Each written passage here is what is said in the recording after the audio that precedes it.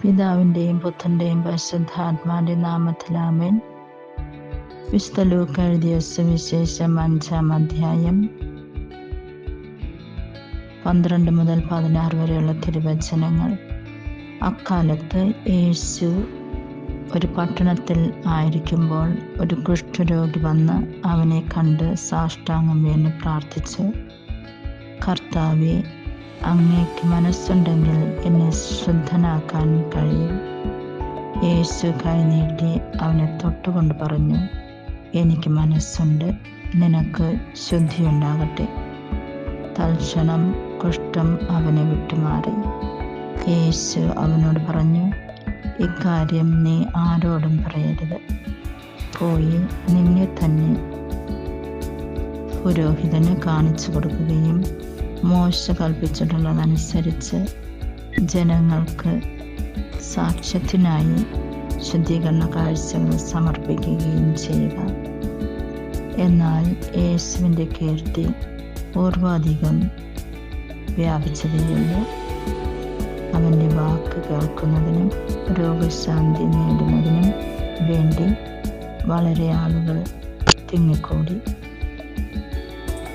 അവനാകട്ടെ വിജനപ്രദേശത്തേക്ക് പിൻവാങ്ങി അവിടെ പ്രാർത്ഥിച്ചു കൊണ്ടിരുന്നു. ഈ വചനഭാഗത്തിലൂടെ നമുക്ക് മനസ്സിലാകാനായിട്ട് സാധിക്കുന്നത്, യേശു കുഷ്ഠരോഗിക്ക് സൗഖ്യം നൽകുന്നുണ്ട്. കുഷ്ഠരോഗി യേശുവിനോട് പ്രാർത്ഥിച്ചു എന്നാണ് പറയുന്നത്. അപ്പോൾ പ്രാർത്ഥന എപ്പോഴും നമ്മൾ ദൈവത്തിനാണ് നൽകുന്നത്. ഈ കുഷ്ഠരോഗിക്ക് ഇത്ര പെട്ടെന്ന് എങ്ങനെ യേശുവിനെ മനസ്സിലാകുന്നു ദൈവമാണെന്നുള്ളത്? കുഷ്ഠരോഗി യേശുവിനെ കർത്താവേ എന്നാണ് വിളിക്കുന്നത്. അങ്ങേക്ക് മനസ്സുണ്ടെങ്കിൽ എന്നെ ശുദ്ധനാക്കാൻ കഴിയും എന്ന് പറയുന്നുണ്ട്. ഇത്രമാത്രം ആഴമായ വിശ്വാസം ഈ കുഷ്ഠരോഗിക്ക് യേശുവിനോട് തോന്നുന്നുണ്ട്. മാത്രമല്ല, സാഷ്ടാംഗം വീണുകൊണ്ട് പ്രാർത്ഥിക്കുകയാണ് ചെയ്യുന്നത്. യേശുവിൻ്റെ സാന്നിധ്യം ആ കുഷ്ഠരോഗി അനുഭവിക്കുന്നുണ്ട്. ദൈവമാണെന്നുള്ള സത്യം ഈ കുഷ്ഠരോഗിക്ക് ദൈവമാണെന്ന് വെളിപ്പെടുത്തി കൊടുക്കുന്നുണ്ട്. യേശുവിൻ്റെ കീർത്തി എല്ലാ സ്ഥലത്തും വ്യാപിക്കുന്നു. എന്നാൽ യേശു വിജന സ്ഥലത്തേക്ക് പിൻവാങ്ങി അവിടെ പ്രാർത്ഥിച്ചു കൊണ്ടിരുന്നു. യേശു മറ്റുള്ളവരുടെ പ്രശംസകൾക്ക് വില കൽപ്പിക്കുന്നില്ല. കാരണം നമ്മളെക്കുറിച്ച് മറ്റുള്ളവർ പുകഴ്ത്തി പറയുമ്പോഴൊക്കെയും അതെല്ലാം നിമിഷങ്ങൾ മതി മാഞ്ഞു പോകുവാനായിട്ട്. എന്നാൽ ദൈവമാണ് പുകഴ്ത്തുന്നതെങ്കിൽ അതെന്നേക്ക് നിലനിൽക്കും.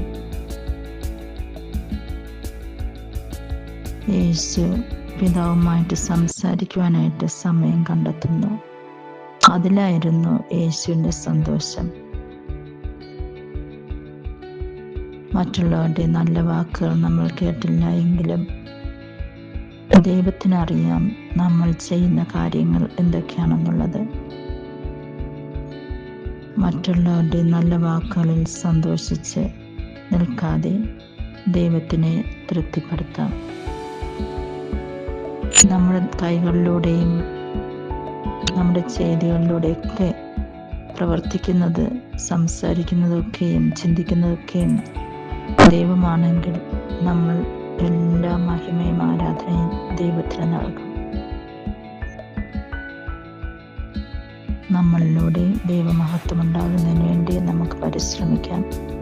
അതിനായിട്ടുള്ള കൃപാവരങ്ങൾ പിതാവായ ദൈവം നമ്മൾക്ക് ഓരോരുത്തർക്കും നൽകട്ടെ എന്ന് പ്രാർത്ഥിക്കുന്നു.